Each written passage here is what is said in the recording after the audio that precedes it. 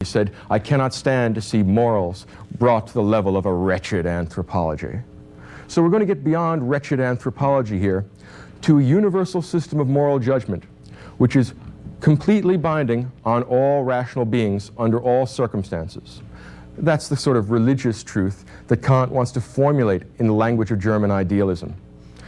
Let me cut to the conclusion early on so you understand what the gist of Kant is. He is trying to create a rapprochement between Christian religious belief and the intellectual state of Western culture once it had developed Newtonian mechanics and its social and political and moral concomitants.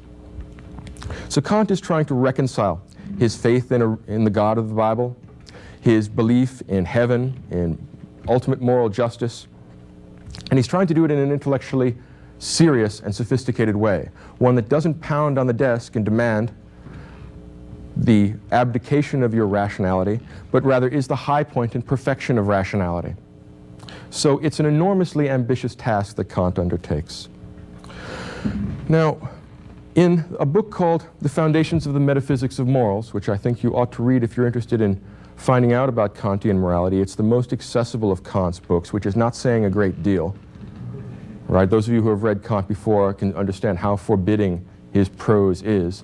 One of the problems with German philosophy as a whole is that there's not much in the way of clarity or elegance of style. The easy and directly accessible philosophers tend to write in English, for better or worse.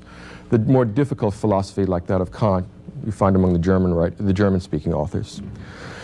Now, Kant's book, The Foundations of the Metaphysics of Morals, states that Kant wishes to become the Newton of the moral world. Again, I've come back again and again to the theme of physical science, the breakthrough of Newtonian mechanics, which has fundamental implications for the rest of our thinking about politics, about society, about right and wrong, and about the individual psyche.